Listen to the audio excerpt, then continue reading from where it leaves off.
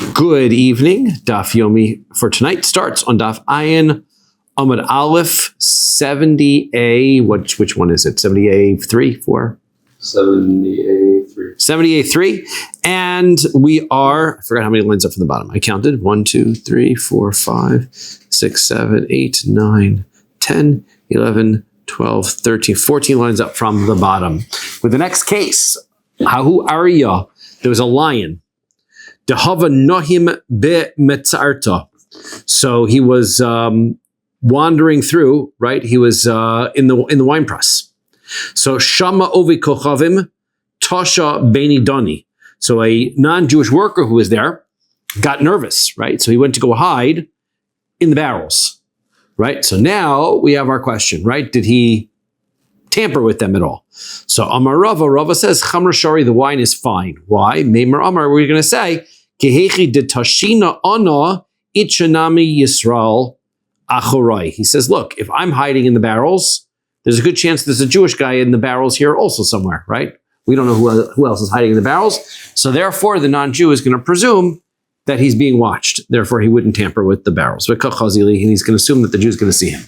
Someone else is hiding? I don't understand that. Yes, because the issue is, I guess, probably while the lion is there, he's not going to do anything, right? Yeah. But remember that our issue was, if he gets caught, does he have what they call in politics plausible deniability, right? I have a reason why I was here, right? So therefore, he figures he can get away with it. Well, if he's already there for a purpose that he can get away with, then we can presume that he's also going to start lifting the lids up and start tampering with the wine. So as long as he has a valid excuse. So here, it would seem he's got a valid excuse for being in the barrels of wine because he went to go hide from the lion. But that's not going to do it because he's thinking that somebody else might be there as well, and he's not alone. So therefore, since he doesn't know, he wouldn't touch it. Does it matter on the intention of the non-Jew? Or we don't take that into account? Well, how are we going to know what his intention is? Well, if he was hiding, he wasn't. So that we do know, right? The intention, that is important, right? He's trying to hide. But the problem with plausible deniability is that it's easy to lie and give, right? You could say that I had an excuse, right? No, he was really there trying to do yayin nesach, but he can get away with it. No, but this time we don't say that, right? Hanahu ganvi desalki lepumpadisa. There were these thieves that went over to Pumpadisa, upaschu chaviyasa tuva, and they opened up a whole bunch of barrels of wine. Amar Rava says, Chamra Shari, the wine is fine. You don't have to worry about it. My time, what's the reason? Ruva ganve Yisrael ninu. Most of the thieves in Pumpadisa are Jews. So therefore, well, the Jews are fine, right? They're not making their consecrated wine. So these thieves are all Jews. That's not a good thing, right? But that is the circumstance, right? So therefore, that you could presume the wine is still fine. Hava uvda ber Nardoi. There was a case in Nardoi. In Nardoi, the thieves were not all Jews. V'amar Shmuel Chamra Shari, and Shmuel said the wine is permissible there too. Keman. So who's he holding like? Rabbi Eliezer. He's holding like Rabbi Eliezer. Damar Sofek Bia Tohor. That we have a rule that if there's a question about whether somebody entered a location where Tuma could be, so then we are going to rule leniently and say that you are Tahor. However, if there's a circumstance where you are in doubt of whether you touched something that is started, let's say you would. So here's our case, right? You've got a field. In this field, there's some Tuma someplace in it. Okay. So if the rule is that we learn from Sota of all places, right? That we know from a Sota that if she's in private, right, then we can presume that she's guilty. The Torah uses the term when it's talking in the Sota. It says that if she's in private, then she's tameh. So the Torah is teaching us a rule, which is generally speaking, when you're not dealing with Sota at all, but dealing with just regular Tuma and Tahara, if the circumstance is in a public domain, you could presume it's tahar. If it's in a private domain, you have to presume it's tameh. So if you have a doubtful tuma circumstance, then you can presume it's tameh. So if a person walks into this field, which is a private domain, then you would have to presume that he touched, and you don't know whether he touched, he's not sure what he touched, where he touched. So you'd have to presume that he's tameh. If, however, the question is that he doesn't know whether he entered the field in the first place, Right? I don't know if I went that way. I was really spacing out. I could have gone the other way. So if that happens, then, says Rabbi Eliezer, then you're tahor. Because that's not the same thing as I'm in doubt when I was in a private location. You're in doubt whether you even went there in the first place. So therefore, that you can presume that you are tahor. He's suggesting that that is the circumstance here with these thieves that are in Nahardai, right? We're not sure whether they entered, whether they went into the location and entered the wine and took the wine. So therefore, we'd have to presume that they are that we'd have to presume leniently and say that it's acceptable.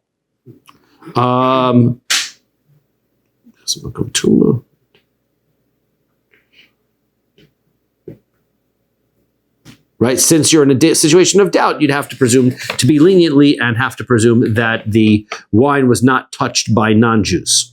Right? Because you don't know whether the people who touched it were Jews or non-Jews, you would go leniently. Okay, so now, Ditznan, how do we know Rabbi Eliezer holds this way? We learn in a Mishnah. Hanichnas lebika bimosa geshamim. Somebody enters a valley area during the winter months. Now, during the winter months, you're not allowed to go into people's fields because that's when the crops are planted, right? And everything's all muddy, and you'll ruin people's crops by walking through their field during the winter seasons. During the summer, right, the ground is hard, everything's dry, you can walk right over the field, it's not an issue. But during the winter months, you can't go in. Since you can't go into the fields during the winter months, this is considered a private area. So, right, he goes in during the Yemosa Geshamim during this winter months, and therefore it is considered to be a private area. Vituma besode plonis. And in one of these fields in this valley is some impurity. The Amar halachti b'makom halaz. I went into the area. This is what the guy says. I went into the area. V'ini yodem nichnasti lo zasodeh imlo nichnasti. I don't know whether I went into the right field or not. I'm not sure if I went into that field. I was in the area. So Rabbi Eliezer says, Safik bia tahor. If you don't know whether you even went into the field, then we can go leniently. Safik maga, but if you know you went into the field, you don't know whether you touched the tuma or not, then you would be tameh, because that's the rule that we're going to go stringently in a private location for tuma, and we're going to presume and make him tameh. So therefore, that's the source that we're going to go leniently in this circumstance. So no. That's totally different cases. You can't compare. Shani Hasam came into Ikka de Paschi Lishum Mamona. So the issue here is the thieves, right? That they are opening the barrels. They're not searching for wine. They're searching for money, right? They're in search of valuables. So when they open the barrel and they see wine, they just leave it. So therefore, as a result, what we've got here is Havale Safek Sveika. You've actually got a double doubt situation. That's why we're ruling lenient. It has nothing to do with Rabbi Eliezer. This is according to everybody. According to everybody, if you have a doubt of a circumstance, so then that's one thing. If you have a double doubt, then you can definitely be lenient. And what's the double doubt? On to Ayin Amid Beis.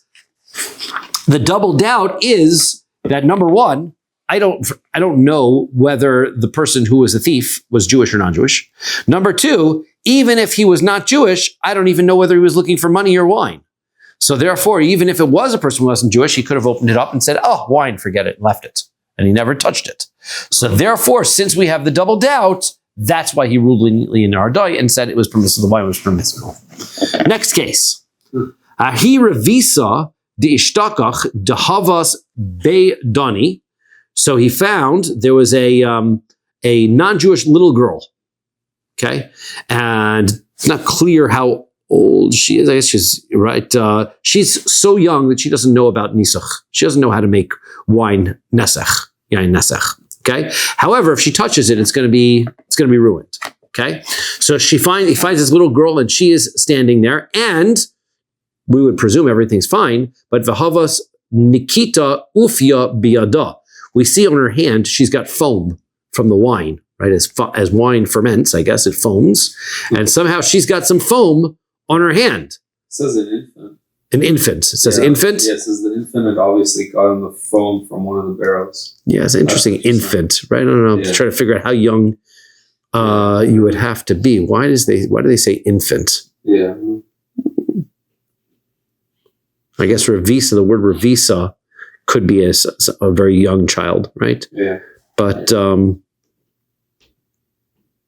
Yeah, why would that be an issue? Yeah. So, okay, but because you have to have the child young enough that it doesn't know how to do nisach. So I guess if you get to like 2-3 years old, maybe you do, right? So therefore, this child is like, crawling around there. So clearly there was no Avodah Zara intent. Okay. I see. So, but we know she got foam from wine from someplace. So what to do? So Amar Rava, Rava says, Chamra Shari, the wine is permissible. Why? Amar migabod de chavisa shakalte. We're going to presume that there's other places that you can get the foam from, the sides of the barrels, right? It could be that she never opened a barrel or she didn't touch anything that was open. She just wanted, there was foam that was dripping off the side of one of the barrels, so that's what she touched. So therefore we can presume that. V'yaf agav deleka tu, even though we have no evidence of that, we're not looking around, we can't find the barrel that has foam on the outside of it. Amar isramuye isramile. What we're going to say is, she found the foam and she took the whole thing, right? She was playing with it. So therefore, that's what we're going to presume. Even though, right, we would want to say that you should have some sort of evidence to imply that what we're presuming happened. But I suppose that it's so unreasonable to presume that the little girl acted in any other way, because she's not going to do nisuch, right, that it's fair to presume that's what happened. Next case. Hahu pulmusa desalik linardoi. There was a certain officer, military officer, and he went to Nardoi with his soldiers. Paschu chavisa tuva. They opened up many barrels of wine when the soldiers got there. So ki asa Ravdimi, when Ravdimi came, Amar uv dehava kame d'Rabbi Elazar v'shara. There was a case like this that happened with Rabbi Elazar, and he permitted the wine. V'lo yadana, and I don't know why he did it. Why did he permit it? Imishum desavar lak Rabbi Eliezer damar safek biatahar. Is it because he holds like Rabbi Eliezer? Then we don't hold like Rabbi Eliezer, so the halacha would not be like this. But maybe he held like Rabbi Eliezer. That would allow us to be lenient because we're in doubt whether they entered the wine barrel in the first place, whether they entered in the first place. Imishum desavar ruva deozli bahade pulmusa yisroninu. Or it could be that he permitted it because he holds most of the soldiers are Jews. So therefore, if most of the soldiers were Jews, even if they did open it, it wasn't a problem. So, ihachi, so if that's true, right? So, high suffix bia, suffix magahu. So this is different though, because this isn't a case of we're not sure whether they entered, whether they opened the containers or whether they didn't, right? In the case of the robbers, they weren't looking for wine. They were looking for money. So we don't even know whether they bothered to put their hands in things. These soldiers, what was the whole point? That they were going in, they were looking for food. They're looking for ways for them to sustain themselves. So therefore, this is a circumstance of suffix maga, where it's just a doubt whether they touched it or whether they didn't touch it. And we would have to go lenient. So, kevan demifteche tuva, ema adata demamona pasku, ukasavik biadami. The answer is no. How many barrels would they have to open if they were looking for wine? You open a couple, right? You open one, maybe you've got a troop of soldiers, maybe you need 2 barrels, 3 barrels. What do you need? Why did they open all the barrels of wine? The answer is because they were looking for something else. And if they were looking for something else, then therefore now it's a question whether they were entering the barrels of wine for wine at all. Like so therefore that's what, that's exactly, this is all about trying to figure out what the motivations are. Why would they bother? It's exactly what it is. Okay. So, hahu misuvisa demonstrale iklida maftecha lavodas kuchavim. There was a certain lady who sold wine, and she gave her key, right, to the store over to a non-Jewish lady, right? Maybe she has a maid or a servant or whatever. She says, here, watch my key, make sure nobody gets the key to get into the store. So now, meanwhile, the non-Jewish lady has the key. What's to stop her from going in and tampering the wine? So Rabbi Yitzchak and Rabbi Elazar, Rabbi Yitzchak says in the name of Rabbi Elazar, Uv dehava be midrasha. So there was a case, we discussed this. It was discussed in the base medrash. The Amru, and they said, Lo masra la ela shmiras maftech bilvad. the Jewish lady didn't give her non-Jewish friend permission to do anything other than to guard the key. Meaning that the non-Jewish lady wouldn't presume, oh, now that I've got the key, I can just go in the store. Why? Because she's worried she'll get caught. So therefore, she wouldn't go in the store. She only was told, watch this key.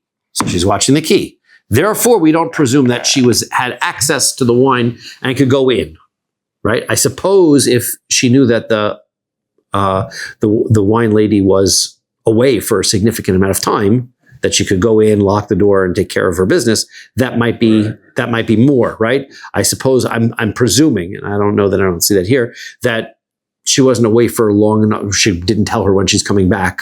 So the fact that she was watching it, she wouldn't have gone in. Amar Abaye. Abaye says, Af anan nami tanina. We also learned this in a Mishnah. In Taharos. Hamoser maftechos le ama oretz. If a person gives his keys over to an Amma Aretz, and Amma Aretz is presumed to be Tameh, he didn't go to the mikvah a lot, so therefore we're presuming he's Tameh, so we don't want him anywhere near our Truma, our things that we're keeping that's Tahor. So a person gives his keys over to the storehouse where he keeps everything Tahor, to an Amma Aretz. So Tahoros, Tahorosav Tahoros. His items that he's trying to keep Tahor are still Tahor. Lefish lo maser lo el shmiras maftech bilvad, because he didn't give the guy permission to go inside. He only gave him permission. He only told him, please watch the key. So therefore, he had no permission to go inside. He wouldn't go inside. Hashta torosav tehoros yain nesech mi boy. So if we're going to say that he wouldn't, that the Am Haaretz wouldn't even go inside and ruin the taharos, for sure we can be lenient in the case of yain nesech for the non-Jew. Now, what does that sound? That sounds like the stricter of the two circumstances is the Am Haaretz going into the Tashar. If we can rely on the fact that he's watching the key in that case, for sure you can rely on the other case. Okay, well, why is that so? Lamemer de taharos alimi miyayin nasech. Are you trying to say that taharos is a stronger, a bigger, a more, I guess, more concerning halacha, that we would presume that if we can rely on it in that circumstance, we can rely on the same leniency in yayin nesech? So Gemara says, yeah, we do. We actually so. Why? How do you know that? De'itmar, because we said, chatzar shechoka b'mesipas. Let's say there's a person has a field, has a courtyard that he shares together with others, and he's got low bushes that are dividers. They have this thing called mesipas. He's got this low divider. That's easy. You can get over it. Amar Rav says to Horosav Timeos, right? He says that if that is the case, so then everything that he has tahor in his part of the chatzar is tameh, because that fence is not keeping anybody out, and you don't know who's going to touch it. And when it comes to a non-Jew, and he kept his wine, that gate is not keeping out the non-Jew. So therefore, it's all, you have to presume it's the yayin nesech. For Rabbi Yochanan says, af tahorosav tahoros. And he says, no, even the tahoros, the purity things are tahor, which means that he's saying if even that's pure, then for sure the yayin nesech is fine. It's not yayin nesech. For sure the yayin is fine.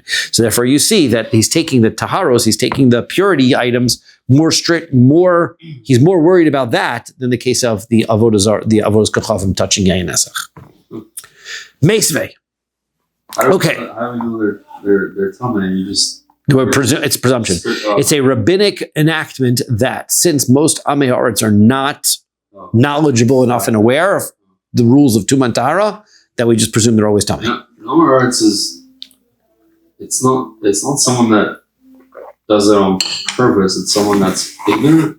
Lacking knowledge, yes. So it's not like someone rebelling against. Correct. No, he doesn't have to be. It's like a simple... regular... Yeah. He could be Shomer Shabbos. Right. Right. But he's an Am Haaretz.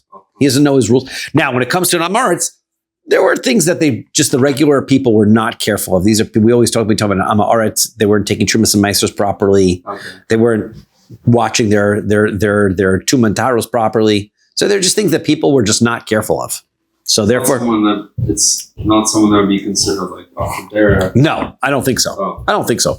I think that an Am Haaretz, generally speaking, is an okay guy, but he is clearly lacks in some areas of halacha, which were very common that people were lax in. Oh, okay. Meisvei. Okay, so now we want to ask the question, right? We're going to go back to this issue between Rav and Rabbi Yochanan as far as taharos, right? We're allowing this Rav said that the taharos you can't rely on if he has like this minor divider, and Rabbi Yochanan said you can. So now let's ask the Meisvei. Ask the question. Hapnimios shel chavar. Let's say there's an apartment. Now I can draw. So let me draw here. Okay. Okay. All right. We've got an apartment. And the apartment, this is my floor plan. Whoops. It's not a clever floor plan. Let's do this nicely.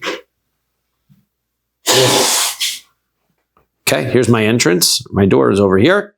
And there's a room out here. And then I've got a second set of another room in here. Okay. So now in this floor plan, hapnimios shel chaver. So my chaver, this is my guy who is very careful about his trumos and meisros. He lives in the inside. Okay. And keep this in the place. V'achitzono shel amoretz. The outside apartment, the Am Haaretz, like they're roommates, kind of, right? And here's my Am Haaretz. He lives here, okay? However, the thing is that the door is over here, which means that this chaver has the right to be able to walk through the Am Haaretz's side of the room in order to get out the door, okay?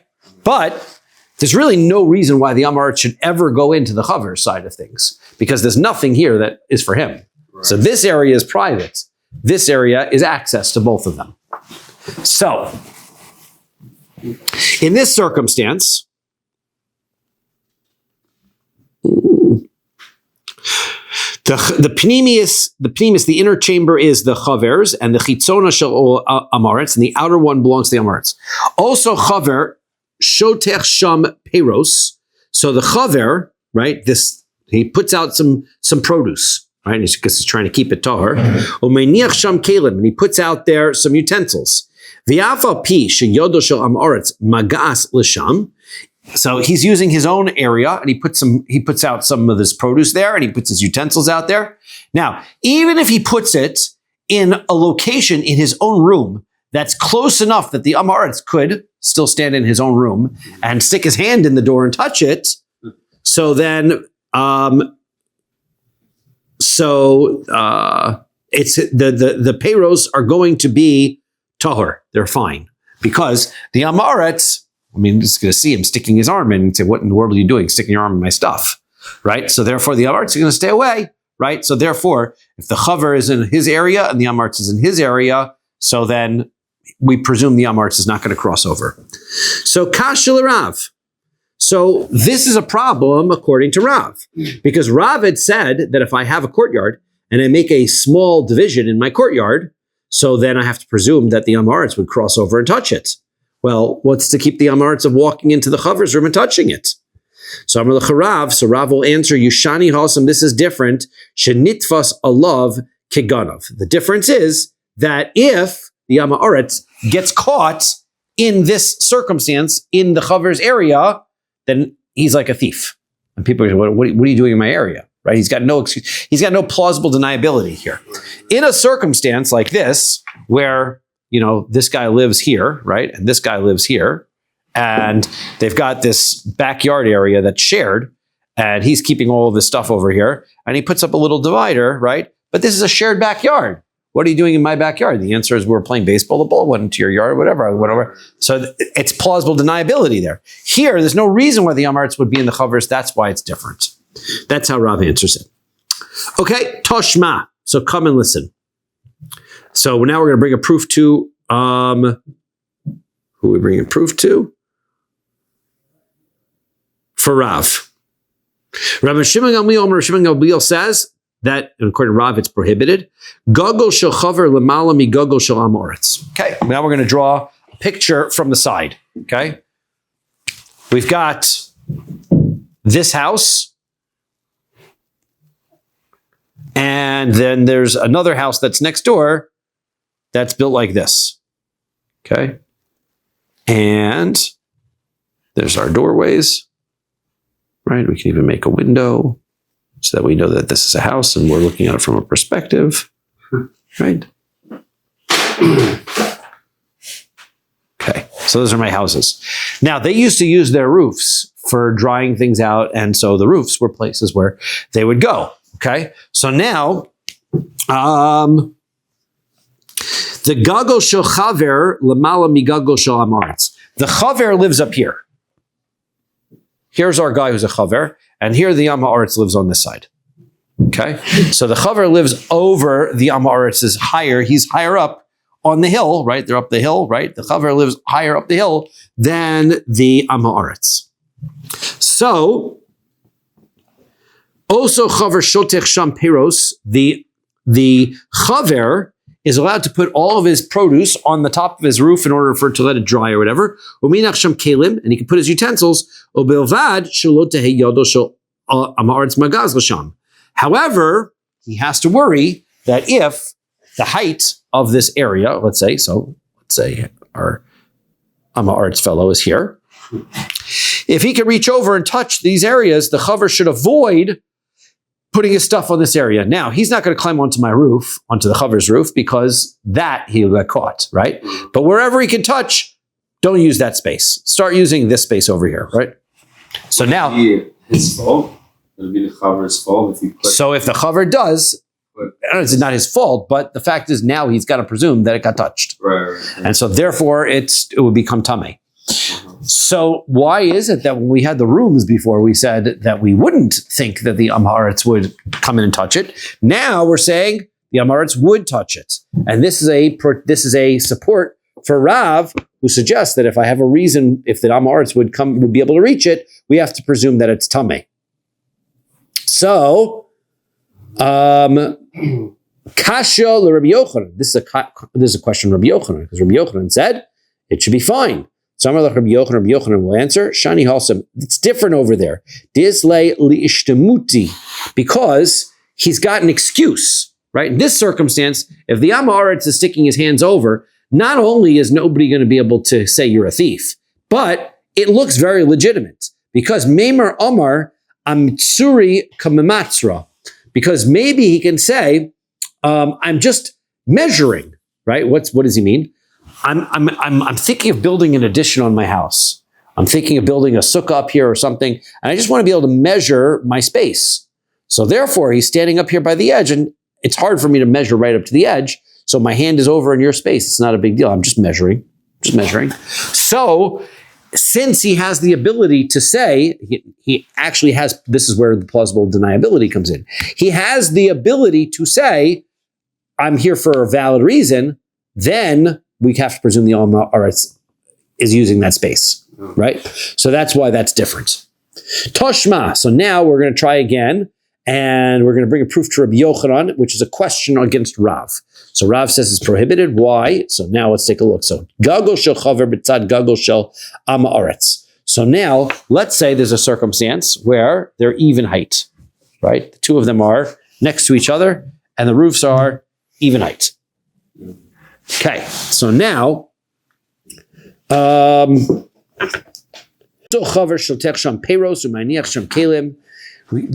this chaver, he's allowed to put whatever he wants on top of this roof, his utensils, his produce, right? Even though the Amaretz could reach it. Well, why is that? Right? Why shouldn't we be worried? So Kashil Rav. This is a question on Rav, who says you can't presume that he's not going to touch it. So Rav will answer you. Lav Ika Rabbi Shimon Gamliel Dekai Kavasi. He says, look, Rabbi Shimon Gamliel agrees with me. He says, at the end of the day, you're right. There's a this Bryson can't agree with me, because this Bryson says we don't presume the Amaretz is going to touch it. Rabbi Shimon Gamliel says we do. So Anadamri Rabbi Shimon Gamliel. I hold like Rabbi Shimon Gamliel. That's my answer. So therefore, Rabbi Shimon Gamliel says, right, that he's going to touch. You have to presume that he's going to touch it. Okay. It is Asr. So that's right. That's what Rav says it's Asr, and he says, because why? Because Rabbi Shimon Gamliel agrees with me that it's Asr. Oh. So it's an argument between Tanaim. Okay, next, Mishnah. Mishnah says, Boleshes shenichnaso le'ir b'shas shalom. If you have troops of soldiers, they enter into a city during times of peace. So soldiers were allowed to plunder the cities they went to in order to feed themselves. That's how armies stayed active, right? They would go and, if they were on their way to attack somebody, they would just siege a city on their way, destroy the city, and take whatever food they needed from that city. So if the soldiers enter a city during peace times, so chavios psuchos asuros, then all of the open barrels of wine are prohibited. Stumos mutaros, and all the closed barrels are fine because we presume they didn't touch it. But if we presume they opened it, then they probably touched all the wine. Now, b'shas milchama, if they're middle of war, elu ve'elu mutaros, then the ones they opened and the ones that are closed are fine. Why? Because they're in such a rush to fight the battle and fight the war, they're not thinking about yayin nesach. Therefore, even if they did take wine, even if they did open it, it's completely fine. Right? We know, that's like we had the circumstances before where we know that the non-Jew touched in order to grab the esrog or whatever, the thing that was inside, and we know he didn't do it in order to be able to do Avodah Zara. Ayin Aleph, Amid Aleph. Uraminhi. But here's the Gemara says, we have a contradiction to that. Ir shekavshua karkum. Let's say we have a city that gets conquered by a marauding army. So, kol kohanos shebesocha psulos. Any woman that's in the city, you have to presume that she was assaulted. And the halacha by an assault is for if it's a wife of a Kohen, that she cannot continue to live with her husband. So now all of the wives of the Kohanim are now puzzled to their husbands. So why? It's in the middle of a war. So if you just said that in the middle of the war, the soldiers are not distracted, they're focused on the war, well, how could they be assaulting all the ladies when they're going in if they're in the middle of a war? So Amar Rav Mari, so Rav Mari says, L'naseich ein pnai, lib'ol yesh pnai. And the answer is, to fiddle with your wine, they don't have time for. To assault ladies, that they got plenty of time for. That is of priority to the soldiers. So therefore, that's why you have to presume that happens. Next Mishnah. Ha'umanin shel Yisrael sheshalach lehem ovei kochavim chavis shel yayin. Let's say I'm a Jewish fellow and I have a boss. Boss is a non-Jewish person, okay, and he sends the payment. Right, the Jew works and he owes him $50. So the non-Jewish fellow sends him a bottle of non-kosher wine. Sends a bottle of nesach, yayin nesach. Okay, so now he sends him a chavis shel yayin nesach, a barrel of non-kosher wine. So then, the problem is, what's he supposed to do? Because he can't get any profit from this wine. He can't sell it, can't do anything with it. Oh, he pays him in the wine. He pays him to wine. Now he can't do anything. So if he pays him as his wage, so then it's mutter lomar lo. You can tell the non-Jewish boss, tein lanu es dameha. We don't want the wine. Just give us the value of the wine. Misha nichnas al rishusa aser. But once they accept it as payment, then they can't do anything about it. Why? Because once they accept the barrel, now it's yayin nesach. Now, if you turn back to the boss and say, actually, I want money, you're selling the barrel of wine back to him. You can't get benefit from it, so you can't sell it. However, if you never accept it in the first place, then it's okay. So the Mishnah makes a decision. You can refuse it and ask for money instead, but once you've accepted it, you can't give it back and ask for money because then that's selling it and you can't get benefits. So, says the Gemara, Amar Rabbi Yehuda. Rabbi Yehuda says, Amar Rav in the name of Rav, Mutter le'adam lomar le'ovei kochavim. It's permissible for a person to go and say to a non-Jew, Seva hafes alai al minas hamelech. Alai minas hamelech. A person could say to a non-Jew, do me a favor and pay my taxes to the king. Right? Just do me a favor. And the non-Jew takes a barrel of yayin nesach and pays taxes to the king. Right? So he's getting benefit from this barrel of yayin nesach. That's okay. Right? And he's going to pay the non-Jew back. But he can, that's okay. He can do that. So why is that? Because The Jew never said to the non-Jew, "You're my shaliach, take the yayin nesach and give that yayin nesach." He asked the non-Jew to do him a favor. The non-Jew could have picked money, he could have picked wine, he could have picked anything. It was completely up to him to decide whatever he wanted to do. Therefore, since the non-Jew is not really acting on behalf directly of the Jew, then the non-Jew's choice of yayin nesach is his own choice. So that's fine. However, meisveh, we ask a question. This one says, Al yomar adam la'ove kochavim, a person should not tell a non-Jewish person, ol tachtai la'otzer, right? Don't go out there. He shouldn't tell him, stand up for me in the tax, right? So when the tax guy comes around, stand up, say you're me, and take my place. Shouldn't do that. So Amar Le Rav explains what's the difference. Ol tachti la'otzer kamart, is that your question? Go instead of me? Halo damya, that's not the same case. Why? Because if you tell the non-Jew, stand in my way and go instead of me, you're making him your shaliach. Well, once he's your shaliach, then he can't use the yayin nesach wine. That's why it's a problem. But this is not similar to El Laha, rather to this case, where the second part of that brisa says, Aval Omer Lo, he can say, Malteni min ha'otzer. If he could say, do me a favor and get me out of this tax, then the non-Jew can go and take care of it how he wants. Just don't tell the non-Jew, you're my shaliach. That's the issue. Okay, next Mishnah. Hamocher yeno lo'ove kochavim. So let's say somebody is selling wine to a non-Jew. Pasak ad shelo modod. If they established the price, right? First, you gotta do two parts of the sale. First, you gotta negotiate what the price is gonna be. Second of all, they've got to measure the wine out and pour it into the other guy's containers. So let's say somebody's selling wine and they've come to a conclusion, right? The Jew is selling the wine, the non-Jew is buying the wine. They came to the conclusion, they said, you're gonna buy my wine, it's $50 a liter, whatever it is, and that's what we're gonna do. Now, Ad shelo madad. Now, but as long as they've established and come to the conclusion of what the price is, before they started measuring it out, then damav mutarin. Now, the non-Jew, right, is going to take his utensils, and we pour the wine into his utensils. Problem is, his utensils are used for yayin nesach.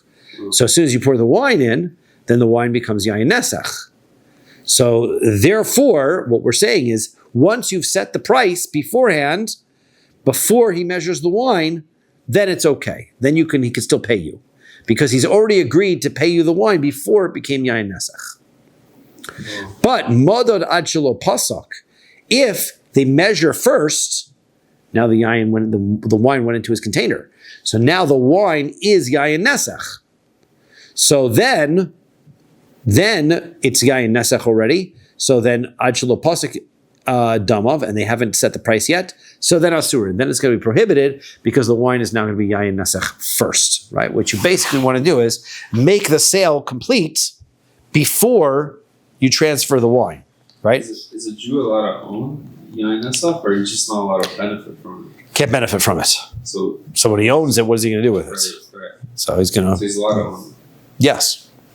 Yeah. But he has to destroy it, right? Because he can't. We talked about before that you can't want to keep something been set up for Avodah Zara in your possession. Oh, okay. Right? So you want to get rid of it as soon as you possibly can. By proxy, it's not. Correct. Okay. You want to get rid of it. Oh, yeah. Says the Gemara.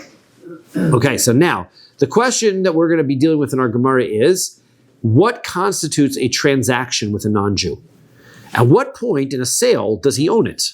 Right? That's the issue with our Mishnah. Seems to imply, right, that if he set the price first before they measured it, then for some reason, that means the non-Jew owns the wine. And if they poured it first and then set the price, the non-Jew owns it at the moment that he pours the wine.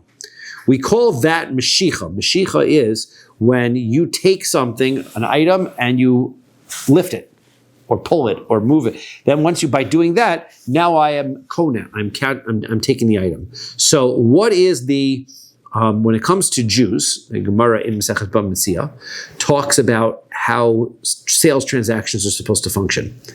And the Torah says that a sales transaction occurs once money is transferred. So if I say, can I have, I'm going to go to the store and there's a stick of, pack of gum, and I've got my 10 cents.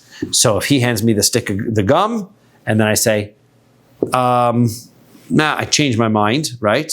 The store owner has to take back the stick of gum because it was never complete. The transaction was never complete. However, if I hand him the money first, right? And then I say, I changed my mind. I want the gum back. I want my money back. The store owner could say, no, once I've got the money, the gum is yours. It's too late. I don't have to take a refund.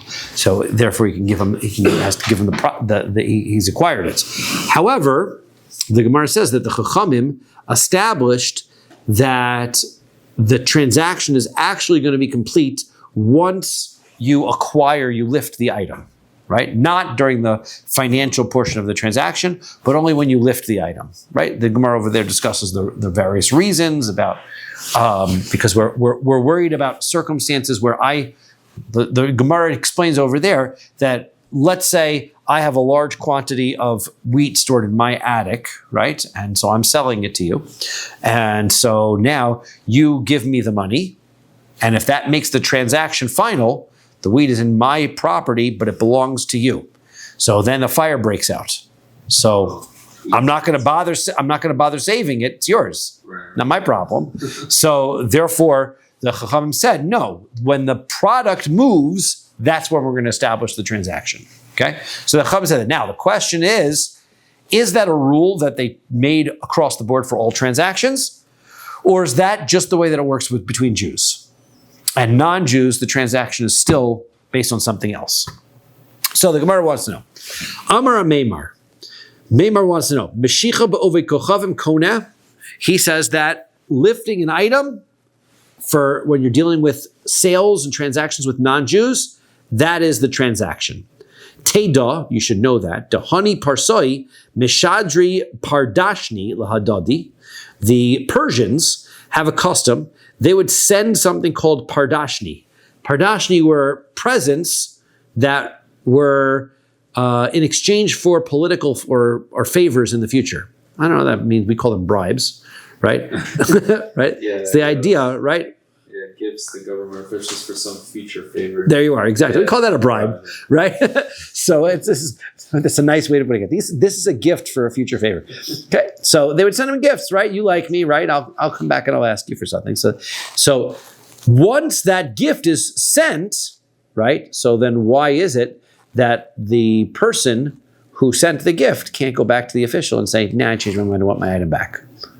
The answer is because once the official takes the gift, now he has the gift, now he owns it. Meshicha is kona. By lifting the item, he's now the owner of it. That's what he's suggesting. So now that's the way I know that when it comes to non-Jews, that lifting it causes the ownership. So Ravashi says, no, that's not true. It could be that Meshicha, that this lifting the item by non-Jews, does not cause a acquisition. So the question you're going to ask is, why is it that the Persians never come back and say, I'm not satisfied with the favors you're giving me, I want my present back? Why don't they ever do that? Because de romos ruchahu de nikitlahu. They're very haughty, very proud people. And so therefore they would never give something and then go ask for it back. So it's not that it's theirs legally, it's just that they would never ask for it back because it was a gentleman's agreement. That's how they worked. Therefore, it doesn't prove anything. Amar Ravashi. So Ravashi says, Mina amina law. What's my proof that shows you that Mashicha, that the lifting of an object by the non-Jew does not create a transaction? Mida Amar Lahu Rav Lahanu Savuisa, that because Rav told a certain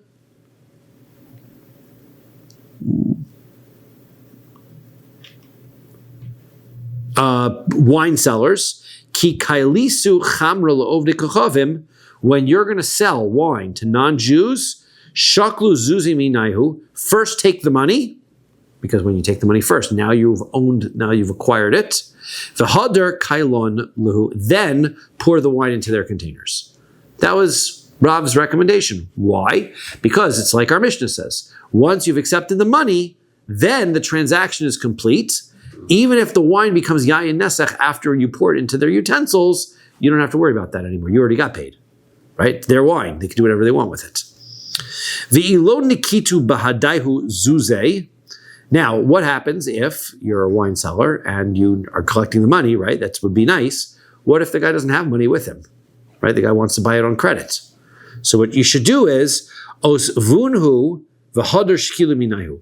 First, take the money that the guy's supposed to give you, give it to the non-Jew, have him pay you, and now he can owe you the money as a loan, right? Kihechi detahave hava. But you need that transaction, that financial transaction, to take place in order to prevent this problem, right? Then it'll be a hava gavayu. Dilo avdi suhachi, because if you don't do that, then you're going to be pouring the wine into the non-Jew's container, and it's going to become yayin nesech while you still own it. And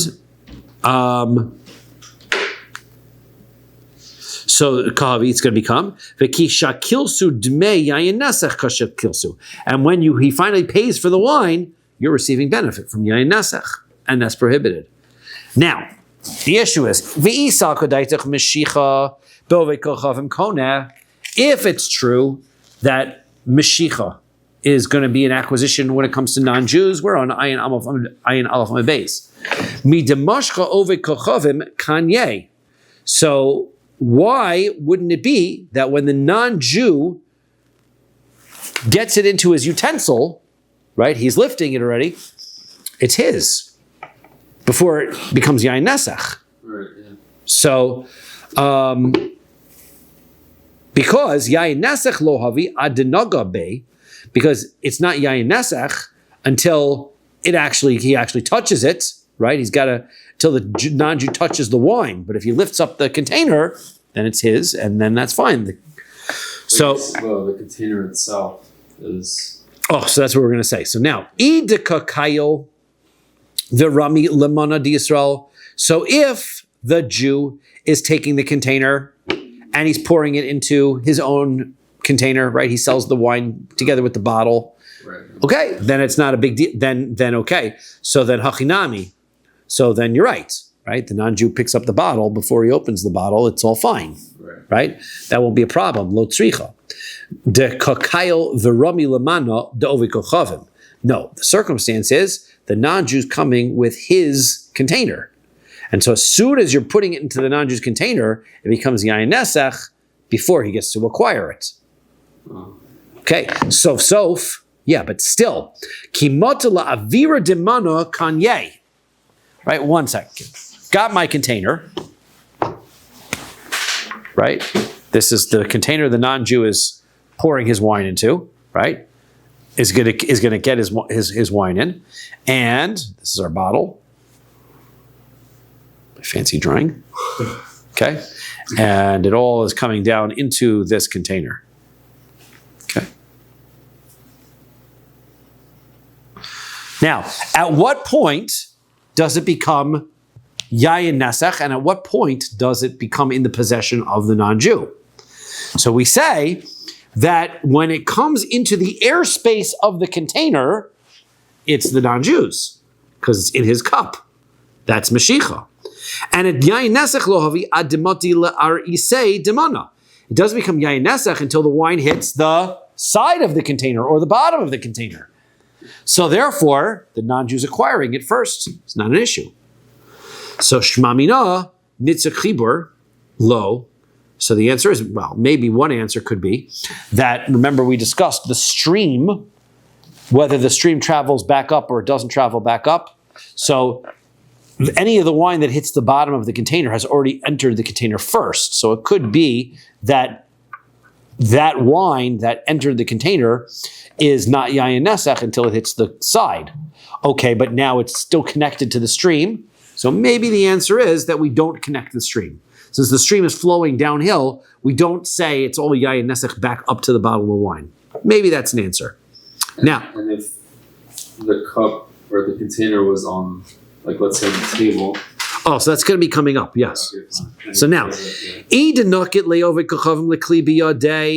So if the non-Jew is holding the utensil in his hand, okay, so that's our issue. So hachanami. So then you're right, right? Then he's acquiring it because he's holding the container in his hand, right? So lo tzricha demanacha ara. So must be the circumstances. What if he puts the utensil on the ground or on the table, right? So then that's where it's an issue because the non-Jew is not acquiring it yet until he lifts it up. That's our problem. V'tikni le kelov, right? So demanach ara v'tikni le kelov. Shmas mina kelov shalokech b'rishus mocher lo kana, which means to imply, right, that if I take my cup and I put it's my cup, but I put it onto the table where they're pouring the wine, my cup is considered in your rishus because it's on your table. It's not my cup that you're pouring it into. My cup is irrelevant because it's on your table, right? So that's what we're saying, right? So the answer is no. We don't want to conclude those things because those are big arguments in other places. So we don't want to discuss that. Liolam, the answer I'll give you is emalach kana lokeach, that really the non-Jew buys it. He acquires it as soon as it enters his cup. What's going on here?